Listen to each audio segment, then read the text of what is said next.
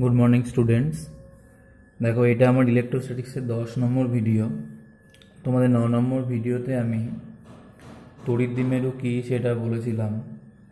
তড়িৎ দ্বিমেরুর জন্য তড়িৎ দ্বিমেরুর অক্ষের উপর অবস্থিত কোনো বিন্দুতে তড়িৎ প্রাবল্য কীভাবে নির্ণয় করতে হয় সেটা বলেছি।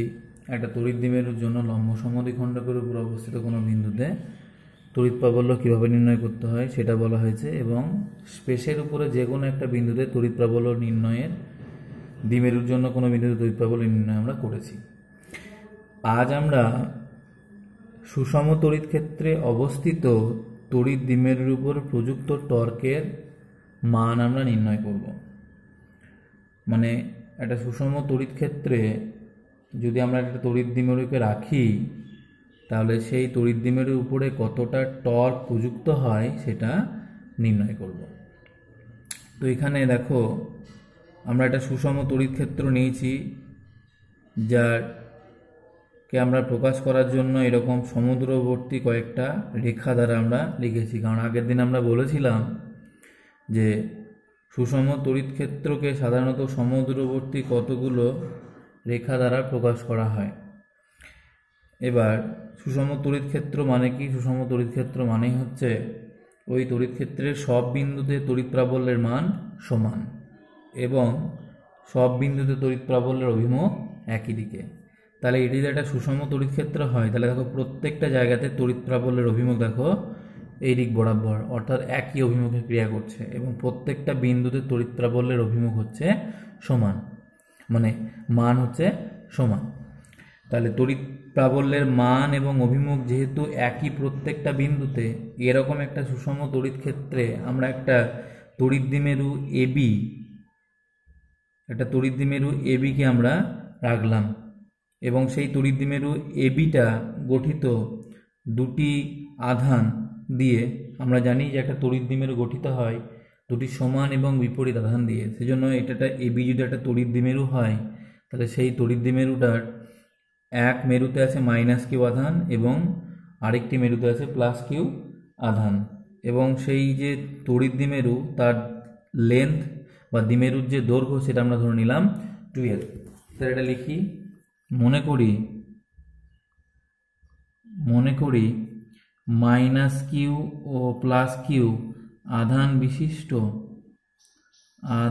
বিশিষ্ট এবি একটি তড়িৎ দ্বিমেরু, যার দ্বিমেরু ভ্রামক p সমান আমরা কি লিখতে পারবো 2ql।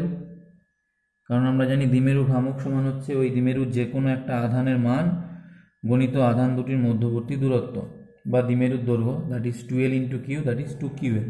ঠিক আছে, যার তড়িৎ দ্বিমেরু ভ্রামক 2ql,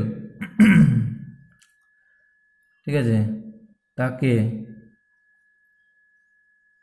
একটি সুষম তড়িৎ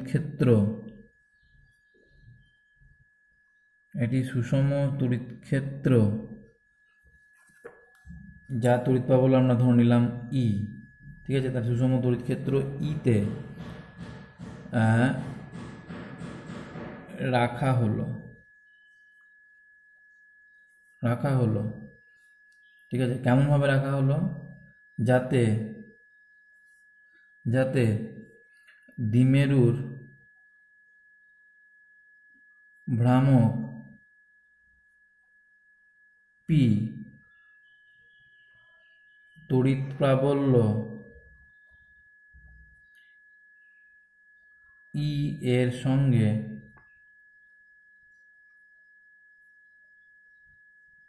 থিটা কোণ করে থাকে। অর্থাৎ আমরা একটা দ্বিমেরু নিলাম এবি, যার দ্বিমেরু ভ্রামক আমরা জানি -q আধান থেকে +q আধানের দিকে। তাহলে দ্বিমেরু ভ্রামক কোন দিক বরাবর ক্রিয়া করবে? এই অভিমুখে ক্রিয়া করবে। সেই দ্বিমেরু ভ্রামককে আমরা বলছি p, এবং মনে করো সেই দ্বিমেরু ভ্রামক পিটা দেখো তড়িৎ প্রাবল্য ই এর সঙ্গে কতটা কোণ করে আছে? থিটা কোণ করে আছে। ঠিক আছে, তাহলে এভাবে যদি রাখা হয় তাহলে আমরা দেখতে পাবো এই দ্বিমেরুর মাইনাস কিউ এবং প্লাস কিউ আধানের উপরে তড়িৎ ক্ষেত্রটা কিছুটা পরিমাণ বল প্রয়োগ করবে। আমরা জানি যে কোনো বিন্দু যদি প্লাস কিউ আধান রাখি, মনে করো এখানে একটা প্লাস কিউ আধান রাখলাম, তাহলে সেই প্লাস কিউ আধানের উপরে তড়িৎ ক্ষেত্র যে কোন দিক বরাবর বল প্রয়োগ করে, যেদিক বরাবর তড়িৎ ক্ষেত্র ক্রিয়াশীল হয় সেই অভিমুখেই বল ক্রিয়া করে।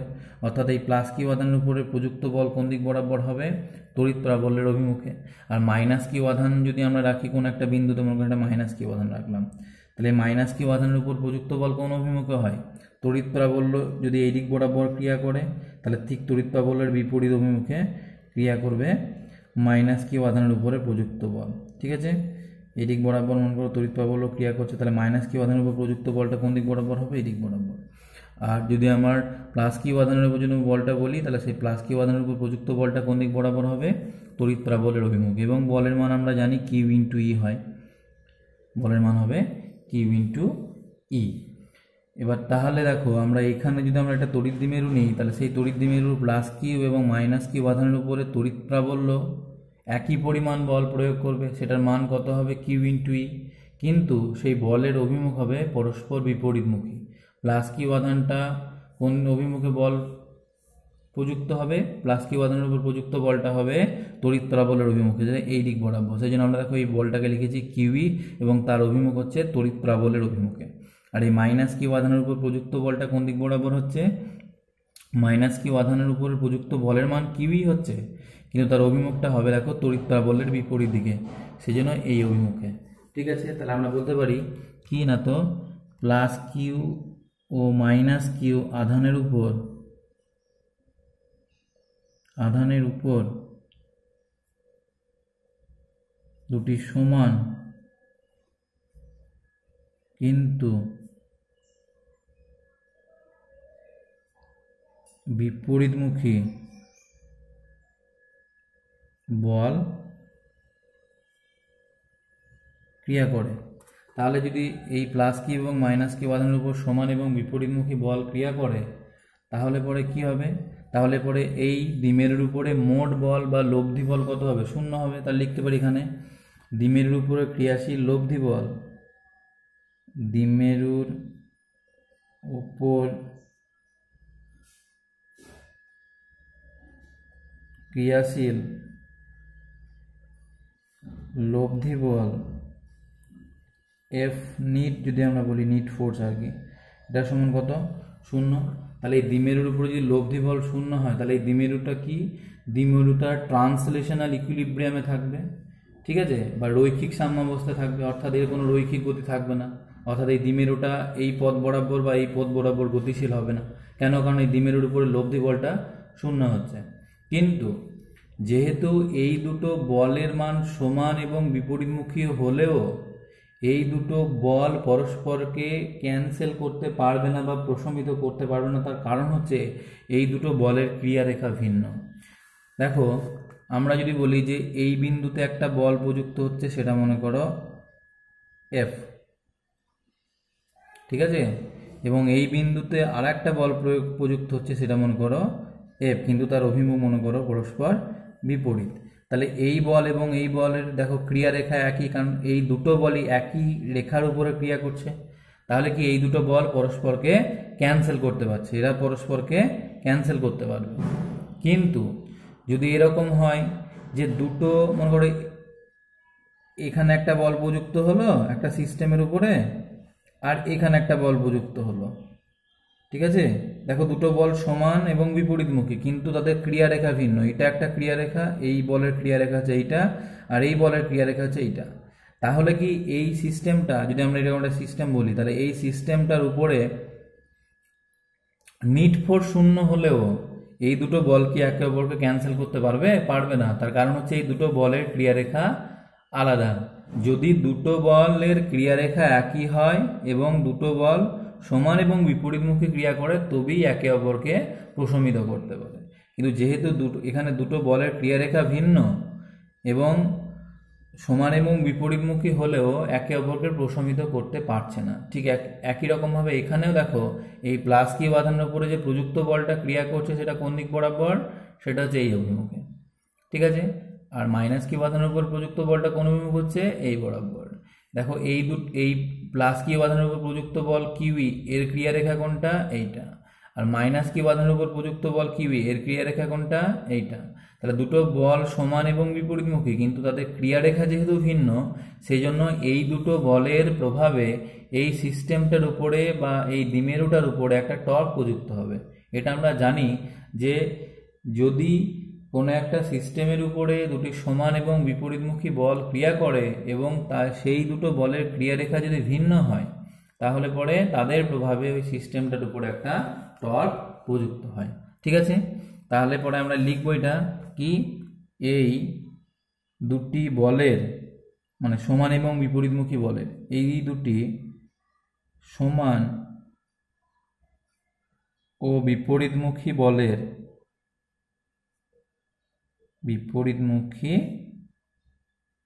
বলের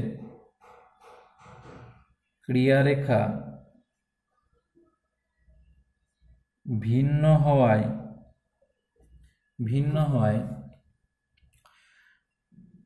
এরা দ্বিমেরুর উপর ঠিক আছে একটি দ্বিমেরুর উপর একটি টর্ক প্রয়োগ করে। ঠিক আছে, তাহলে এই দ্বিমেরুর উপর একটা টর্ক প্রযুক্ত হলো। দেখো এই টর্কের প্রভাবে কি হবে, দেখো এই প্লাস কি বাঁধানোর উপর প্রযুক্ত বলটা হচ্ছে এই দিক বরাবর, আর মাইনাস কি বাঁধানোর উপর বলটা হচ্ছে এই দিক বরাবর। দ্যাট ইজ এদের প্রভাবে কি হবে, এই যে দ্বিমেরুটা, এই দ্বিমেরুটার উপর একটা রোটেশন সৃষ্টি হবে বা ঘূর্ণন সৃষ্টি হবে। সেইটা কোন দিক বরাবর ঘূর্ণনটা সৃষ্টি হবে, এই দ্বিমেরুটা ক্লকওয়াইজ ডিরেকশন বরাবর ঘুরতে শুরু করবে এবং চেষ্টা করবে এই দ্বিমেরু যেটা আছে সেই এটির একটা দ্বিমেরু হয় এবং তড়িৎ প্রাবল্য এই দিক বরাবর ক্রিয়া করছে। এর উপরে টর্কটা প্রযুক্ত হওয়ার ফলে এই দ্বিমেরুটা এরকমভাবে রোটেট করে গিয়ে বা ঘুরে গিয়ে তড়িৎ প্রাবল্যের অভিমুখে নিজেকে অ্যালাইন করার বা সজ্জিত করার চেষ্টা করবে। বোঝা গেল? তাহলে এই টর্কটা কি এর উপরে কি প্রভাব সৃষ্টি করে, এই টর্কের প্রভাবে এই দ্বিমেরুর উপরে একটা ঘূর্ণন সৃষ্টি হয় এবং সেই ঘূর্ণনটা কোন দিক বরাবর সৃষ্টি হয়, ক্লকওয়াইজ ডিরেকশন বরাবর, বা এই ক্ষেত্রে যে ছবিটা এঁকেছি সেই অনুযায়ী ক্লকওয়াইজ ডিরেকশন বরাবর, এবং তার ফলে দ্বিমেরুটা যাতে করে ঘুরে গিয়ে সে তড়িৎ প্রাবল্যের অভিমুখে নিজেকে সজ্জিত করতে পারে। এই তড়িৎ প্রাবল্যের অভিমুখে যখন নিজেকে সজ্জিত করবে তখন থিটার মানটা কত হয়ে যাচ্ছে, ই এবং পি এর মধ্যবর্তী কোণ 0 হয়ে যাচ্ছে, দেখো। ঠিক আছে, এবং তখন আমরা বলবো এই দ্বিমেরুটা এই সুষম তড়িৎ ক্ষেত্রে সাম্যাবস্থায় আছে। বোঝা গেল? তাহলে অর্থাৎ এই টর্কের কাজ হচ্ছে এই দ্বিমেরুকে সুষম তড়িৎ ক্ষেত্রের সঙ্গে একই দিক বরাবর সজ্জিত করা, ঠিক আছে, এবং তাকে সাম্যাবস্থায় নিয়ে আসা। বোঝা গেল? তাহলে আমরা লিখি এখানে কি, দুটি সমান এবং বিপরীতমুখী বলের ক্রিয়ারেখা ভিন্ন হওয়ার ফলে কি এরা দ্বিমেরুর উপর একটি টর্ক প্রয়োগ করে। এই টর্কের মান কত?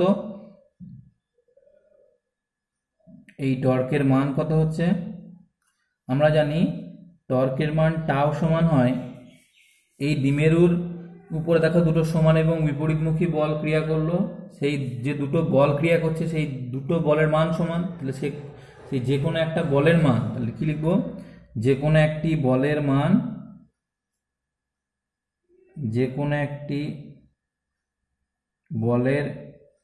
মান গুণিত বল দুটির ক্রিয়ারেখার লম্ব দূরত্ব,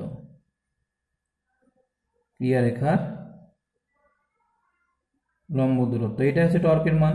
কি, টাও সমান হয় যে কোনো একটা বলের মান ইন্টু বল দুটির ক্রিয়ারেখার লম্ব দূরত্ব। তাহলে বল, এই একটা বল আর এই একটা বল, এই দুটো বলের ক্রিয়ারেখার লম্ব দূরত্ব কোনটা হবে? এইটা হবে, কারণ এই যে এই বলের ক্রিয়ারেখা এইটা আর এই বলের ক্রিয়ারেখা এইটা, তাদের লম্ব দূরত্ব মানে এখান থেকে একটা লম্ব টানতে হবে, সেই দূরত্বটা হচ্ছে তোমার ওই দুটো বলের ক্রিয়ারেখার লম্ব দূরত্ব। তাহলে আমরা সেই লম্ব দূরত্বটা অঙ্কন করি।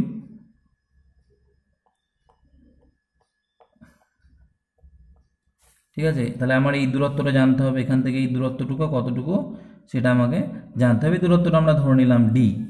তাহলে লিখি সমান হচ্ছে এই যে বল, সেই বলের মান কত লিখলাম আমরা কিউই, যে কোনো একটা বলের মান, দুটো বলের মানই হচ্ছে কিউই, তাহলে কিউই ইন্টু ডি, তাহলে কিউই ডি। এবার এই ডি এর মানটা কত হচ্ছে দেখো এখান থেকে আমরা নির্ণয় করতে পারবো। দেখো এই কোণটা যদি থিটা হয়, এইটা আর এটা হচ্ছে সমান্তরাল, দেখো এই রেখাটা সমান্তরাল, আর এই কোণটা যদি থিটা হয় তাহলে অবশ্যই দেখো এই কোণটাও থিটা হবে, ঠিক আছে। আর এই কোণটা যদি থিটা হয় তাহলে এইটা হচ্ছে 2l, তাহলে এই একটা সমকোণী ত্রিভুজ আমরা পাচ্ছি। দেখো এটা একটা সমকোণী ত্রিভুজ, এই সমকোণী ত্রিভুজের, ঠিক আছে, এই থিটা কোণের সাপেক্ষে এই এবিটা দ্যাট ইজ 2lটা হচ্ছে মানে অতিভুজ, আর এই ডি যেটা আমাকে নির্ণয় করতে হচ্ছে সেটা হচ্ছে কি না তো লম্ব। তাহলে আমি লিখতে পারি এই ছবি থেকে কি না তো ডি বাই 2l, ঠিক আছে, অর্থাৎ লম্ব বাই অতিভুজ, এটা সমান কি হয় sine theta, D by 2l সমান সাইন থিটা। তাহলে এখান থেকে লিখতে পারা যায় ডি সমান হচ্ছে 2l সাইন থিটা। এখানে লিখেছি Q E into 2l sine theta, ঠিক আছে, বা এটা লেখা যাবে 2ql E sine theta, 2ql into E sine theta. আবার 2ql মানেই তো হচ্ছে দ্বিমেরু ভ্রামক পি, 2ql মানেই হচ্ছে দ্বিমেরু ভ্রামক পি, তাহলে এটা সময় লেখা যাবে P E sine theta, P sine theta. এইটাই হচ্ছে ওই দ্বিমেরুর উপরে ক্রিয়াশীল টর্কের মান টাও, বোঝা গেল, এটা হচ্ছে দ্বিমেরুর উপরে ক্রিয়াশীল টর্কের মান টাও। এবার একটা জিনিস খেয়াল করো, এই যে আমরা টর্কের এক্সপ্রেশনটা বের করলাম টাও সমান পি সাইন থিটা, এখানে দেখো পিটা হচ্ছে একটা ভেক্টর রাশি, ইটা হচ্ছে একটা ভেক্টর রাশি, আবার এদের মধ্যবর্তী কোণ যদি থিটা হয় তাহলে পি সাইন থিটা, এটা দেখো পি এবং ই ভেক্টরের যে ক্রস প্রোডাক্ট তাদের মানকে প্রকাশ করছে। এখন টর্ক টাও যেহেতু একটা ভেক্টর রাশি, তাহলে সেই টাও বা টর্কের যে ভেক্টর রূপ সেটা সমান আমরা তাহলে কি লিখতে পারবো, টাও সমান লিখতে পারবো টাও ভেক্টর সমান হচ্ছে P vector cross E vector, টাও ভেক্টর সমান হচ্ছে P vector cross E vector. এইটাই হচ্ছে তোমার টর্ক এর ভেক্টর রূপ। মানে এই যে দ্বিমেরু, সেই দ্বিমেরুর উপরে যে টর্কটা প্রযুক্ত হলো, সেই টর্ক টাও সমান আমরা কি লিখতে পাচ্ছি, টর্ক টাও সমান লিখতে পারবো পি ক্রস ই, পি এবং ই এর ক্রস প্রোডাক্ট। এবার ক্রস প্রোডাক্ট যেহেতু, তাহলে এখান থেকে আমরা ডিরেকশনও নির্ণয় করতে পারি, ঠিক আছে। এই ডিরেকশনটা কি করে নির্ণয় করবো দেখো, আমরা জানি যে টর্ক টাও যেটা হচ্ছে সেটা হচ্ছে পি ক্রস ই, তাহলে এর অভিমুখটা কোন দিক বরাবর হবে, যদি আমরা ডাইপোল মানে দ্বিমেরু ভ্রামক পি থেকে তড়িৎ প্রাবল্য ই এর দিকে যদি একটা ডান পাকে স্ক্রু ঘোরায়, দেখো এই দিক বরাবর পি ক্রিয়া করছে আর এদিক বরাবর ক্রিয়া করছে ই, তাহলে পি থেকে ই এর দিকে যদি ডান পাকে স্ক্রু ঘোরায়, এদিক বরাবর হচ্ছে পি আর এদিক বরাবর হচ্ছে ই, তাহলে পি থেকে ই এর দিকে একটা ডান পাকে স্ক্রু ঘোরাও, সেই স্ক্রুটা কোন দিকে যাচ্ছে, ভিতরের দিকে যাচ্ছে, ঠিক আছে। তার ফলে এখানে টর্কের যে অভিমুখ সেটা কোন দিক বরাবর হবে, এই খাতার বিপরীত দিকে ক্রিয়া করবে, ভিতরের দিকে ক্রিয়া করবে, বোঝা গেল। এবং সেই টর্কের প্রভাবে এই দ্বিমেরুতে ঘূর্ণনটা কোন দিক বরাবর সৃষ্টি হবে, দ্বিমেরুতে ঘূর্ণন সৃষ্টি হবে, দেখো কোন দিক বরাবর ঘুরছে, এই পি থেকে ই এর দিকে যেতে গেলে আমার কোন অভিমুখ ঘোরাতে হচ্ছে, স্ক্রুটাকে ক্লকওয়াইজ ডিরেকশন বরাবর, ঠিক আছে। সেই জন্য এই দ্বিমেরুর উপরে যে টর্কটা প্রযুক্ত হবে, সেই টর্কটা এই দ্বিমেরুকে ক্লকওয়াইজ ডিরেকশন বরাবর অর্থাৎ ঘড়ির কাঁটার অভিমুখে কি রোটেট করবে বা ঘূর্ণন সৃষ্টি করবে, এবং তার ফলে এই দ্বিমেরুটা ঘুরে গিয়ে তড়িৎ প্রাবল্যের অভিমুখে নিজেকে সুসজ্জিত করার চেষ্টা করবে, বোঝা গেল।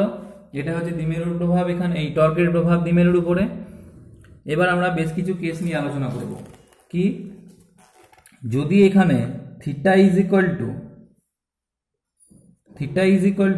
0 হয়, থিটা ইজ ইকুয়াল টু 0 হলে, থিটা ইজ ইকুয়াল টু 0 হওয়া মানে কি, মানে পি এবং ই পরস্পর যদি প্যারালাল হয়, পি এবং ই পরস্পর যদি প্যারালাল হয়, অর্থাৎ ভাবো তুমি এই দিক বরাবর একটা তড়িৎ ক্ষেত্র ক্রিয়া করছে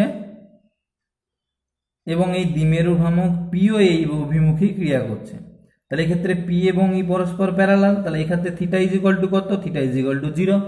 তাহলে থিটা ইজ ইকুয়াল টু 0 হয়, তাহলে এইখানে এই দ্বিমেরুটা এই দ্বিমেরুটার উপরে এই তড়িৎ ক্ষেত্রটা কতটা পরিমাণ টর্ক প্রয়োগ করবে দেখি। টাও সমান আমরা জানি পি সাইন থিটা, তাহলে লিখতে হবে P into E sign into তাদের মধ্যবর্তী কোণ কত, theta is equal two 0, that is equal two হচ্ছে 0।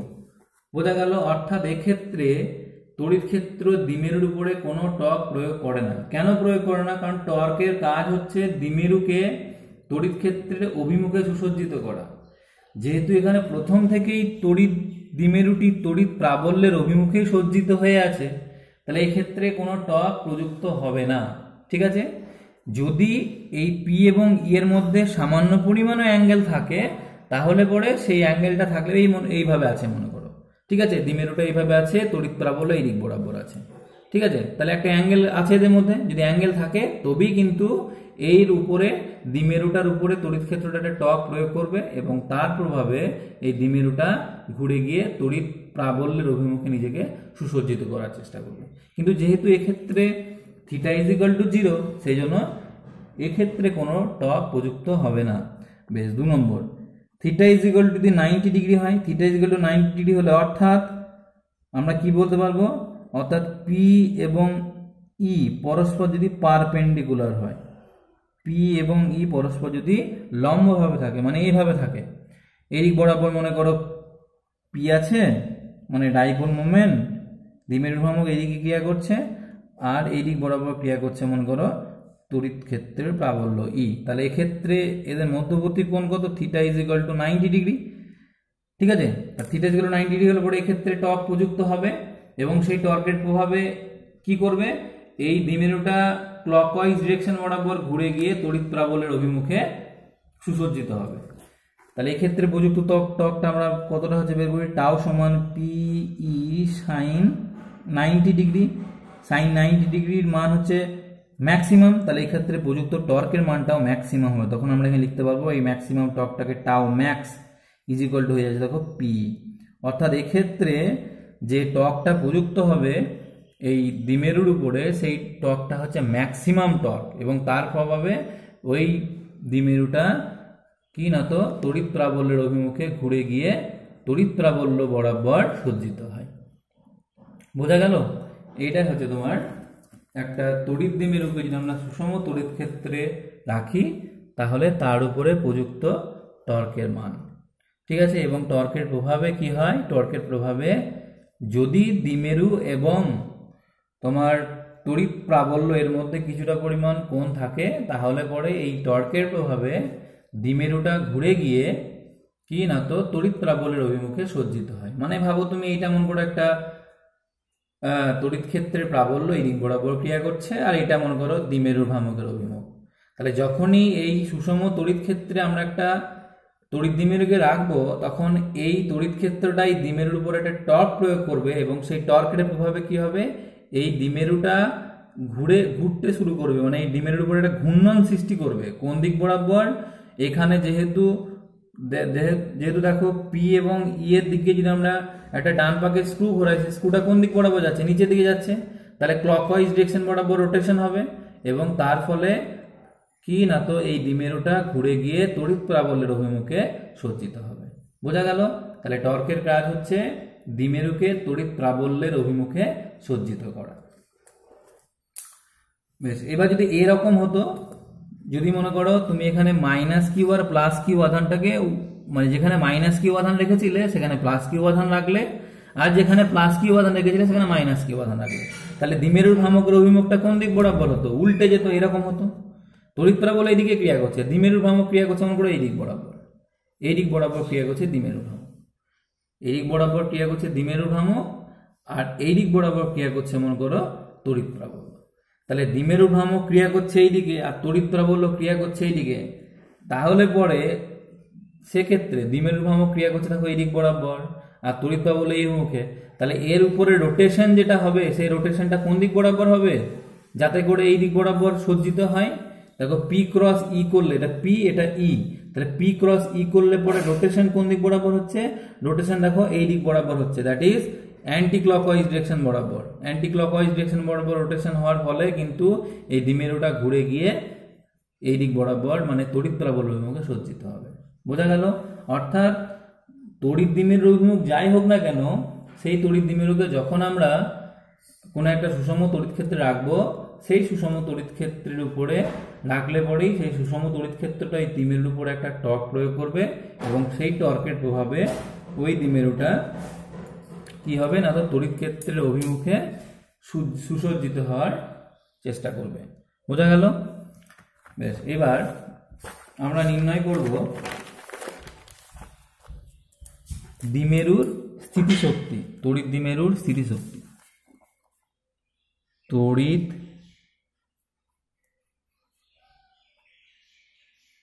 দ্বিমেরুর স্থিতিশক্তি, ঠিক আছে, potential energy of electric dipole. দেখো, তড়িৎ দ্বিমেরুর স্থিতিশক্তি, আমরা এই কনসেপ্টটা কোথা থেকে আসছে? আমরা মনে করো এখানে একটা ইলেকট্রিক ফিল্ড নিলাম, একটা সুষম তড়িৎ ক্ষেত্র নিলাম, সেটা মনে করো এই দিক বরাবর ক্রিয়া করছে। এই সুষম তড়িৎ ক্ষেত্রে আমরা একটা ইলেকট্রিক ডাইপোলকে থিটা কোণে প্লেসড করলাম। এটা মনে করো একটা ইলেকট্রিক ডাইপোল, ঠিক আছে, এখানে মাইনাস কি উপাদান আছে, এখানে প্লাস কি উপাদান আছে, তাহলে ডাইপোল মোমেন্ট কোন দিক বরাবর ক্রিয়া করছে? এই অভিমুখে ক্রিয়া করছে, ঠিক আছে। তাহলে ডাইপোল মোমেন্ট এবং তড়িৎ ক্ষেত্রের প্রাবল্যের মধ্যবর্তী কোণ হচ্ছে থিটা। আমরা দেখলাম যে যখনই আমরা কোনো একটা ইলেকট্রিক ডাইপোলকে একটা সুষম তড়িৎ ক্ষেত্রে রাখবো, তখন এই সুষম তড়িৎ ক্ষেত্রে ওই ডাইপোলের উপরে একটা টর্ক প্রযুক্ত হবে এবং সেই টর্কের প্রভাবে এই দ্বিমেরুটার উপরে একটা ঘূর্ণন সৃষ্টি হবে এবং সেটা ঘুরে গিয়ে তড়িৎ প্রাবল্যের অভিমুখে সুসজ্জিত হওয়ার চেষ্টা করবে। তাহলে এখানে এর উপরে একটা টর্ক প্রযুক্ত হচ্ছে, তাহলে আমি যদি এভাবে রেখে দিই থিটা কোণ করে, তাহলে সেই টর্কের প্রভাবে একদম ঘুরে গিয়ে তড়িৎ প্রাবল্যের অভিমুখে সজ্জিত হওয়ার চেষ্টা করবে, ঠিক আছে। কিসের জন্য? না তো এই টর্কের প্রভাবে। তাহলে সেই টর্কের মানটা কত? সেই টর্কটা কে প্রয়োগ করছে? তড়িৎ ক্ষেত্র প্রয়োগ করছে। কার উপরে? দ্বিমেরুর উপরে। এই টর্কটাকে আমরা আভ্যন্তরীণ টর্ক বলছি, ঠিক আছে। তাহলে সুষম তড়িৎ ক্ষেত্র ইতে পি দ্বিমেরু ভ্রামককে থিটা কোণে রাখলে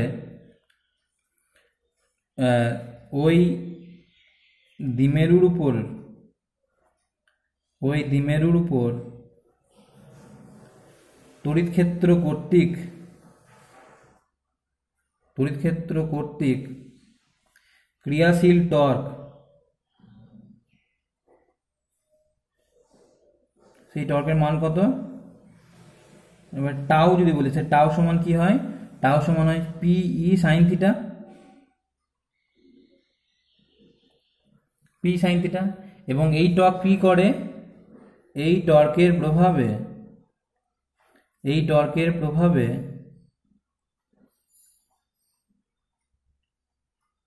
দ্বিমেরুটি ঘুরে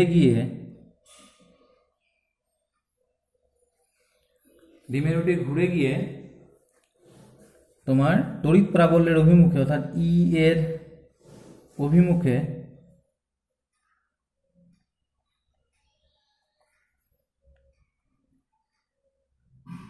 সজ্জিত, ঠিক আছে, টর্কের প্রভাবে ই এর অভিমুখে সজ্জিত হওয়ার চেষ্টা করে। অর্থাৎ এই টর্কটা কি করে? এই টর্কের প্রভাবে এর উপরে যে টর্কটা প্রযুক্ত হলো, সেই টর্কটা আমরা টাউ বলছি। সেই টাউটা কি করছে? এই তড়িৎ দ্বিমেরুটাকে ঘুরিয়ে নিয়ে গিয়ে না তো তড়িৎ প্রাবল্য অভিমুখে সজ্জিত করার চেষ্টা করছে। এখন আমি যদি এই টর্কটা যেদিক বরাবর রোটেশন হচ্ছে তার উল্টো দিক বরাবর আমি এটাকে ঘোরাতে চাই, ঠিক আছে, অর্থাৎ তড়িৎ ক্ষেত্রের সাপেক্ষে যদি আমি এই দ্বিমেরুটাকে কিছুটা ডিফ্লেক্ট করতে চাই বা বিক্ষিপ্ত করতে চাই, তাহলে অবশ্যই এই যে টর্কটা ক্রিয়া করছে যেদিক বরাবর, সেই টর্কের বিপরীত অভিমুখে আমাকে একটা এক্সটার্নাল টর্ক প্রয়োগ করতে হবে এবং সেই এক্সটার্নাল টর্কটা অবশ্যই এই ইন্টারনাল যে টর্কটা প্রযুক্ত হচ্ছে তড়িৎ ক্ষেত্র এই তড়িৎ দ্বিমেরুর উপরে যে টর্কটা প্রয়োগ করছি সেটা কত, পি সাইন থিটা। সেই টর্কের বিরুদ্ধে কিছুটা পরিমাণ কাজ জমা করতে হবে, তবেই আমি এটাকে ঘোরাতে পারবো। কারণ এই টর্কটার টেন্ডেন্সি হচ্ছে এই তড়িৎ দ্বিমেরুটাকে নিজের অভিমুখে অ্যালাইন করার। কিন্তু আমি যদি এই তড়িৎ দ্বিমেরুটাকে তড়িৎ ক্ষেত্রের বিপরীত দিকে অর্থাৎ এই অভিমুখে ঘোরানোর চেষ্টা করি, তাহলে অবশ্যই এই ইন্টারনাল টর্কের এগেনস্টে আমার কিছু পরিমাণ কার্য করতে হবে। তাহলে যখনই আমরা এই টর্কের এগেনস্টে কিছুটা পরিমাণ কার্য করব, আমরা জানি যে বলের বিরুদ্ধে বা টর্কের বিরুদ্ধে কার্য মানে সেটা ধনাত্মক কার্য। তাহলে যে কার্যটা করা হবে সেই কার্যটাই এই দ্বিমেরুতে স্থিতিশক্তি রূপে সঞ্চিত হবে, যেটাকে আমরা দ্বিমেরুর স্থিতিশক্তি বলছি। তাহলে দ্বিমেরু স্থিতিশক্তি বলতে কি বোঝা গেল নিশ্চয়ই, দ্বিমেরু স্থিতিশক্তি কাকে বলছে। তাহলে এবার আমরা সেটা নির্ণয় করি যে কতটা পরিমাণ স্থিতিশক্তির আমার প্রয়োজন হবে, বা মানে কতটা পরিমাণ কৃতকার্য আমার করতে হবে কোনো একটা দ্বিমেরুকে কোনো একটা অবস্থান থেকে অন্য একটা অবস্থানে ঘোরাতে গেলে। ঠিক আছে, অবশ্যই বিভিন্ন অবস্থানে স্থিতিশক্তির মান ভিন্ন ভিন্ন হবে। কেন? কারণ ভিন্ন ভিন্ন অবস্থানে ঘোরাতে আমার ভিন্ন ভিন্ন পরিমাণ কৃতকার্য করতে হবে। ঠিক আছে, তাহলে আমি আর একটা ছবি আঁকি, তাহলে বুঝতে পারবে। মনে করো এখানে একটা দ্বিমেরু ভ্রামক ছিল থিটা কোণ করে, দ্বিমেরু ভ্রামক পি, সেটা মনে করো ই এর সঙ্গে থিটা কোণ করেছিল। এবার আমি চেষ্টা করছি মনে করো এই দ্বিমেরুটাকে এই দিক বরাবর কিছুটা পরিমাণ ডিফ্লেক্ট করার, এবং সেই যে পরিমাণ ডিফ্লেক্ট করার চেষ্টা করছি সেটার মান মনে করো খুবই ক্ষুদ্র। ঠিক আছে, সেটার মান মনে করো খুবই ক্ষুদ্র। সেটা সাপোজ আমরা বললাম এই যে একটা খুব ক্ষুদ্র পরিমাণ রোটেশন আমরা দিচ্ছি এরকম ভাবে।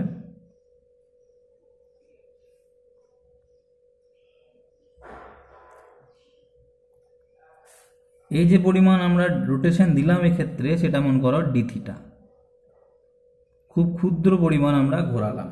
মানে এই দ্বিমেরুটাকে আমরা এই পজিশন থেকে সামান্য পরিমাণ এইভাবে ঘুরিয়ে দিলাম, এবং সেই যে পরিমাণ ঘূর্ণনটা হলো সেটা কোন অভিমুখে হলো, সেটা তড়িৎ ক্ষেত্রের বিপরীত অভিমুখে। অর্থাৎ ইন্টারনাল টর্ক যেদিক বরাবর ওটাকে ঘোরাচ্ছে টাও, সেই যে ইন্টারনাল টর্কটা যেদিক বরাবর ওকে ঘোরাচ্ছে তার বিপরীত অভিমুখে আমরা ওকে মনে করো কিছুটা ঘোরালাম, এবং সেই যে ডিফ্লেকশনটা ঘোরালাম সেটা মনে করো ডি থিটা।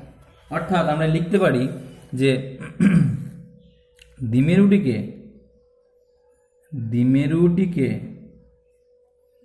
খুব ক্ষুদ্র পরিমাণ ডি থিটা কোণে ঘোরাতে, কোন দিক বরাবর ঘোরাচ্ছি? ইন্টারনাল টর্কের এগেনস্টে ঘোরাচ্ছি। ঠিক আছে, ইন্টারনাল টর্ক চেষ্টা করছে এইদিকে ঘোরাতে, কিন্তু আমি এটাকে ঘোরাচ্ছি এই দিক বরাবর। ঠিক আছে, সেই জন্য বলছি দ্বিমেরুটিকে খুব ক্ষুদ্র পরিমাণ ডি থিটা কোণে ঘোরাতে আভ্যন্তরীণ টর্কের বিরুদ্ধে কৃতকার্য, আভ্যন্তরীণ টর্কের বিরুদ্ধে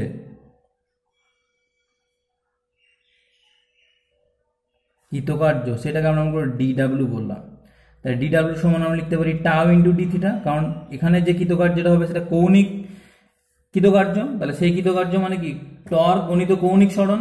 এক্ষেত্রে যে কৃতকার্যটা হবে অ্যাঙ্গুলার ক্ষেত্রে, আমরা লিনিয়ার কেসে কৃতকার্য বলতে আমরা বল গণিত সরণ বলি, আর অ্যাঙ্গুলার বা রৈখিক গতির ক্ষেত্রে যে কৃতকার্য হয় সেই কৃতকার্য সমান টর্ক গণিত কৌণিক সরণ বলি। তাই টর্ক গণিত কৌণিক সরণ, সেই কৌণিক সরণটা কত? এই যে খুব ক্ষুদ্র পরিমাণ আমরা সরণ ঘটালাম, দ্যাট ইজ ডি থিটা। বোঝা গেল? তাহলে এইখানে যে খুব ক্ষুদ্র পরিমাণ সরণটা ঘটালাম, সেই ডি থিটা পরিমাণ ক্ষুদ্র পরিমাণ সরণের জন্য যে কৃতকার্য, যেটা আমরা DW বলছি, সেই DW সমান আমরা কি লিখতে পারবো? DW সমান লিখতে পারবো টাউ ইন্টু ডি থিটা। বোঝা গেল? তা আর এখান থেকে DW সমান লেখা যাবে, টাউ এর মানটা হচ্ছে পি সাইন থিটা, তাহলে এটা সমান লিখা যাবে P sine theta D theta, P sine theta D theta. বোঝা গেল?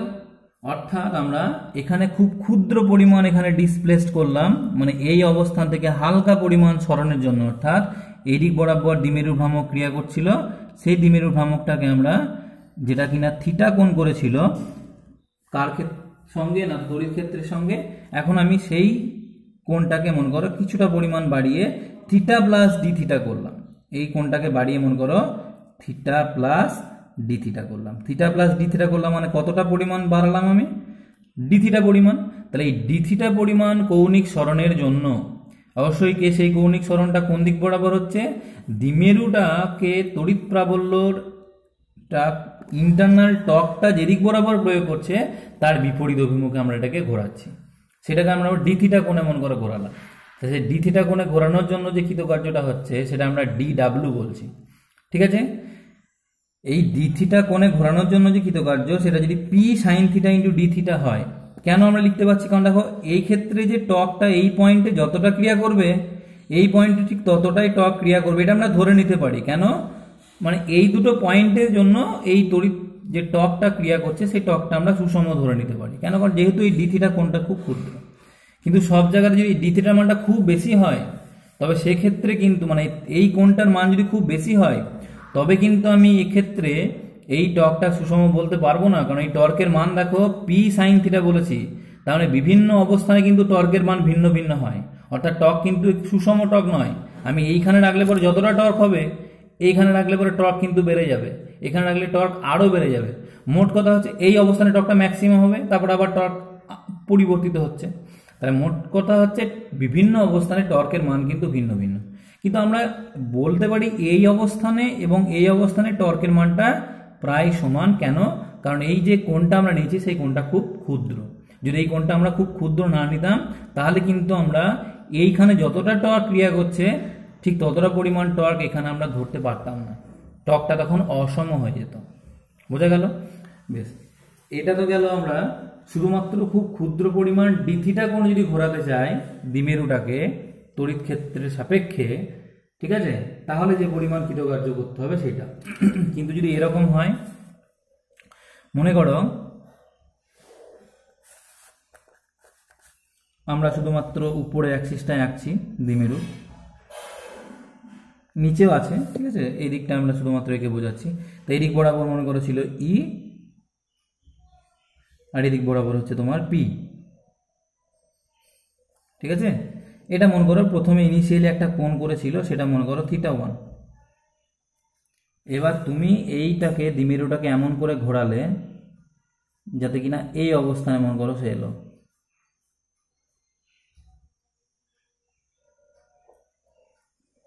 এই অবস্থানে এলো এবং এই অবস্থানে ও যে কোণটা করছে সেটা মনে করো থিটা 2।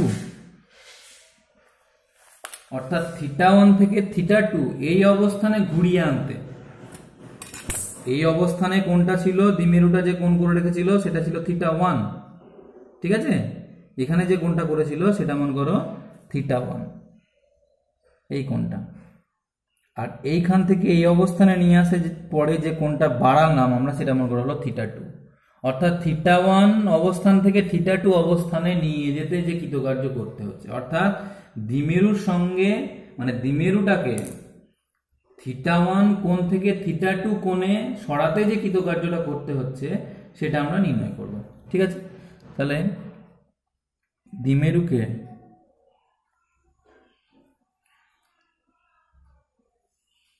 তড়িৎ প্রাবল্যের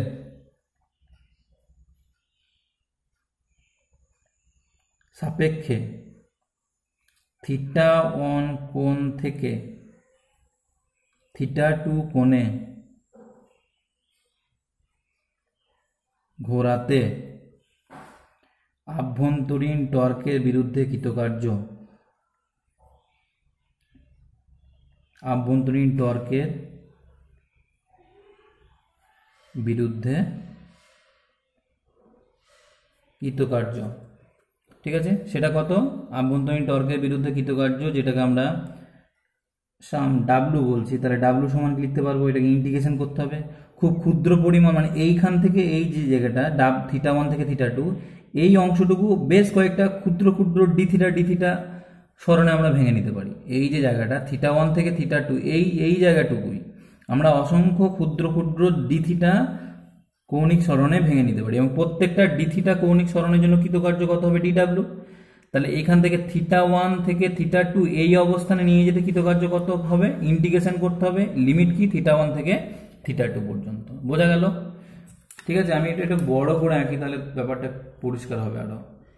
এইটা মনে করো θ1 পজিশন, θ2 পজিশন, আর এটা মনে করো θ1, আর এটা এদিক বরাবর মনে করো ইলেকট্রিক ফিল্ড ক্রিয়া করছে।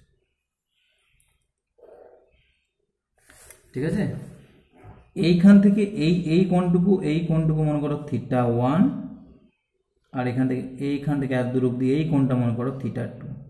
ডাইপোল মোমেন্টটাকে আমরা অবস্থানের পরিবর্তন করছি। দেখো ছবিটা একটু,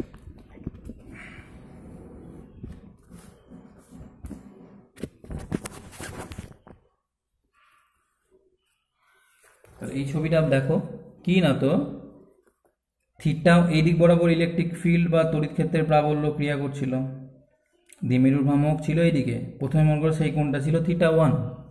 এবার তুমি এই দ্বিমেরুর ভ্রামকটাকে এই তড়িৎ ক্ষেত্রের বিপরীত অভিমুখে, that is anti clockwise direction বরাবর রোটেশন করার চেষ্টা করছো। তাই যখন এটাকে অ্যান্টি ক্লকওয়াইজ ডিরেকশন বরাবর রোটেশন করার চেষ্টা করা হবে, তখন কি হবে, এই আভ্যন্তরীণ টর্কের বিরুদ্ধে কিছুটা কার্য করতে হবে। ঠিক আছে, তাহলে এটা হচ্ছে মনে করো সেই দ্বিমেরুর ভ্রামকটা ক্রিয়া করছে। এই অবস্থান থেকে আমরা এই অবস্থানে নিয়ে এলাম, তাহলে θ1 কোণ থেকে θ2 কোণে আমরা ঘুরিয়ে নিয়ে এলাম। এবার আমরা তো বের করেছি যে এই θ1 থেকে বা এই কোণটা যদি আমরা থিটা বলি, সামান্য একটা কোণ, সেই থিটা থেকে আরেকটু ডিথিটা কোণে ঘোরাতে যে কৃতকার্য করতে হয়, সেই ডিথিটা পরিমাণ ঘোরানোর জন্য কৃতকার্য ডিডাব্লিউ, সেটা আমরা টাউ ডিথিটা বের করেছি। অর্থাৎ এই যে কোণটা, এই কোণটাকে আমরা অসংখ্য ক্ষুদ্র ক্ষুদ্র ডিথিটা এলিমেন্টে ভাঙতে পারবো, এরকম ক্ষুদ্র ক্ষুদ্র ডিথিটাতে ভেঙে নিতে পারবো। এইটা একটা ডিথিটা, এটা একটা ডিথিটা, এটা প্রত্যেকটা ডিথিটা করে, এটাও ডিথিটা, এটাও ডিথিটা, এটাও ডিথিটা। তাহলে এই প্রত্যেকটা ডিথিটা পরিমাণ ঘূর্ণনের জন্য কৃতকার্য হবে ডিডাব্লিউ করে, এটার জন্য কৃতকার্য ডিডাব্লিউ, এটার জন্য কৃতকার্য ডিডাব্লিউ, এটার জন্য কৃতকার্য ডিডাব্লিউ। এবার এই θ1 থেকে θ2 এই অবস্থানে নিয়ে যাওয়ার জন্য প্রত্যেকটা ওই ডিডাব্লিউ গুলোকে আমাকে যোগ করতে হবে, দ্যাট ইজ ইন্টিগ্রেশন করতে হবে।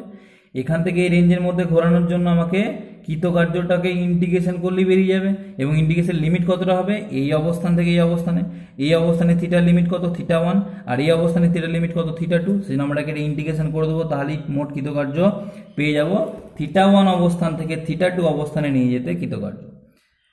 ঠিক আছে, তাহলে ডাব্লিউ সমান হয়ে গেল integration θ1 to θ2 dw, that is p sin theta d theta, p sin theta d theta. ঠিক আছে, এইবার আর এখান থেকে দেখো ডাব্লিউ সমান লেখা যাবে, পিটা কনস্ট্যান্ট বাইরে বের করে নিলাম। এবার পিটা যেহেতু কনস্ট্যান্ট বাইরে বের করলাম, ইন্টিগ্রেশনের ভিতরে কি থাকলো, সাইন থিটা ডি থিটা, θ1 থেকে θ2 পর্যন্ত ইন্টিগ্রেশন। আর এখান থেকে লেখা যাবে W is equal to P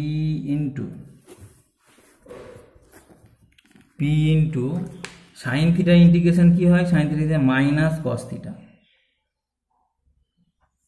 integration limit θ1 to θ2। আর এখান থেকে লেখা যাবে W is equal to P,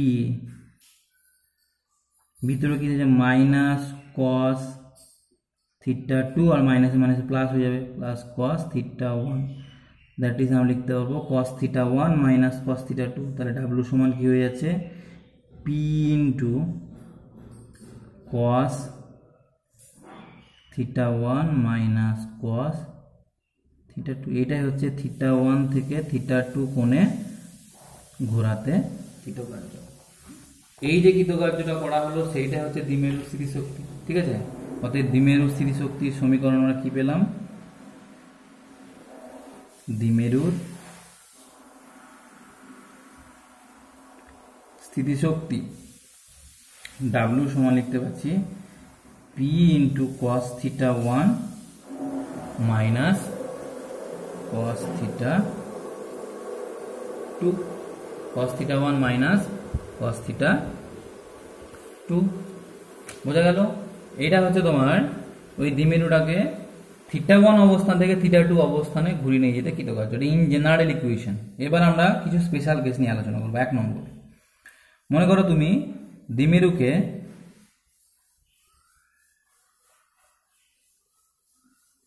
দ্বিমেরুটিকে সাম্যাবস্থা থেকে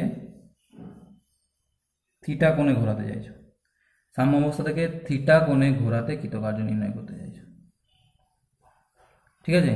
থেকে থিটা কোণে ঘোরাতে হলে সেক্ষেত্রে আমরা θ1 সমান কি লিখতে পারবো? প্রথমে কোথায় ছিল? সাম্যাবস্থায় ছিল। তাহলে θ1 সাম্যাবস্থা থাকা মানে কি পি এবং ই একই দিক লাইন বরাবর, মানে এরকম ভাবে ছিল, মনে করো এদিক বরাবর ছিল ই, আর সাম্যাবস্থায় ছিল মানে এই দিক বরাবরই ক্রিয়া করছিল পি। অর্থাৎ দ্বিমেরু ভ্রামক এবং তোমার তড়িৎ প্রবল একই অভিমুখে যখন থাকে সেটা হচ্ছে সাম্যাবস্থা। তাহলে সেই সাম্যাবস্থা থেকে অর্থাৎ θ1 কত 0 ডিগ্রি, সেখান থেকে তুমি মনে করো থিটা কোণে ঘোরাতে চাইছো, মানে এটা এই দিক বরাবর ছিল এই দ্বিমেরুটাকে এবার তুমি ঘোরাতে চাইছো এইদিকে। এবার ইন্টারনাল টর্কের টেন্ডেন্সি তো দ্বিমেরুকে নিজের অভিমুখে রাখার, তাহলে যখনই তুমি এটাকে থিটা কোণে ঘোরাতে চাইবে তখন অবশ্যই ইন্টারনাল টর্কের এগেনস্টে কিছুটা কার্য করতে হবে। সেই কার্যটা কতটা, সেটা হচ্ছে এই অবস্থানে নিয়ে আসার ফলে এই দ্বিমেরুতে যে পরিমাণ স্থিতিশক্তি সঞ্চিত হচ্ছে সেইটাই। তাহলে সেই ক্ষেত্রে কৃতকার্যটা কত হবে, দ্যাট ইজ সেই ক্ষেত্রে দ্বিমেরুতে সঞ্চিত স্থিতিশক্তি কত হবে? এই কোণ যদি থিটা হয় তাহলে আমরা এখানে লিখতে পারি θ1 0 আর θ2 কত, θ2 ক্ষেত্রে থিটা। বোঝা গেল? প্রাথমিক অবস্থানে যে কোণটা ছিল সেটা কত 0 ছিল, আর অন্তিম কোণ কত, অন্তিম কোণ θ2 সমান থিটা। তাহলে সেক্ষেত্রে কৃতকার্য কত হয়ে যাচ্ছে?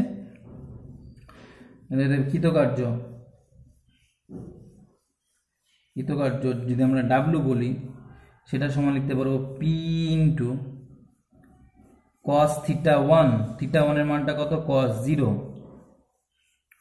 0 মাইনাস cos θ2, cos θ2 এর মানটা কত, θ2 এর মান থিটা, আর w লিখতে পারবো p ইন্টু 1 মাইনাস cos θ। বোঝা গেল? এটা হচ্ছে তোমার যদি সাম্যাবস্থা থেকে থিটা কোণে ঘোরাতে হয় তবে যে পরিমাণ কৃতকার্য করতে হয় সেটা। দ্বিতীয় একটা কেস বলি, যদি মনে করো এরকম হয় যে বললো দ্বিমেরুটিকে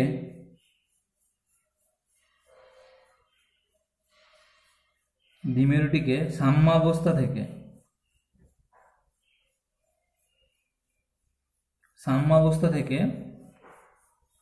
180 ডিগ্রি কোণে ঘোরাতে হয়। মনে করো 180 ডিগ্রি কোণে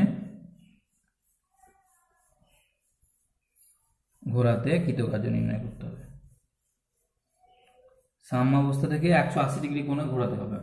তাহলে সেক্ষেত্রে কৃতকার্য কত হবে, মানে এইভাবে ছিল এই তড়িৎ দ্বিমেরুটা, এবার এই মানে ইলেকট্রিক ফিল্ড যেদিকে সেই দিক বরাবর ছিল প্রথমে, ওটা সাম্যাবস্থা ছিল। এবার তুমি তাকে এই তড়িৎ দ্বিমেরুটাকে তড়িৎ প্রবলের সঙ্গে একদম 180 ডিগ্রি কোণে তুমি ঘোরাতে চাইছো। তাহলে সেক্ষেত্রে θ1 সমান কি লিখতে পারবো, w সমান পি ইন্টু, দেখো এক্ষেত্রে θ1টা কত হবে, এক্ষেত্রে θ1 সমান 0 আর θ2 কত, θ2 হচ্ছে 180 ডিগ্রি। তাহলে p into cos θ1 that is cos 0 minus cos 180 degree, ঠিক আছে? সমান হচ্ছে p ইন্টু, দেখো cos 0 হচ্ছে 1 আর cos 180 মাইনাস 1, মাইনাস মাইনাসে প্লাস হয়ে যাবে, তাহলে প্লাস 1, দ্যাট ইজ এটা হয়ে গেল 2 ইন্টু পি, 2pe। বোঝা গেল? অর্থাৎ এক্ষেত্রে যে কৃতকার্যটা হবে সেটার মান হচ্ছে 2 ইন্টু পি। অর্থাৎ যদি আমরা তড়িৎ দ্বিমেরুটাকে সাম্যাবস্থা থেকে 180 ডিগ্রি কোণে ঘোরাতে চাই, এই দিক বরাবর তড়িৎ ক্ষেত্র ক্রিয়া করছিল, এই দিক বরাবর তড়িৎ দ্বিমেরু ছিল প্রাথমিক অবস্থায়। এবার মনে করো এই তড়িৎ দ্বিমেরুটাকে তুমি একদম 180 ডিগ্রি কোণে ঘোরাতে চাইছো, মানে একদম এইভাবে বিপরীতমুখী করতে চাইছো। তাহলে সেক্ষেত্রে 180 ডিগ্রি কোণে ঘোরাতে যে পরিমাণ কৃতকার্য করতে হচ্ছে সেটা হচ্ছে 2 ইন্টু পিই। তৃতীয় একটা কেস আমরা বলি, 3 নম্বর। মনে করো তড়িৎ দ্বিমেরুটাকে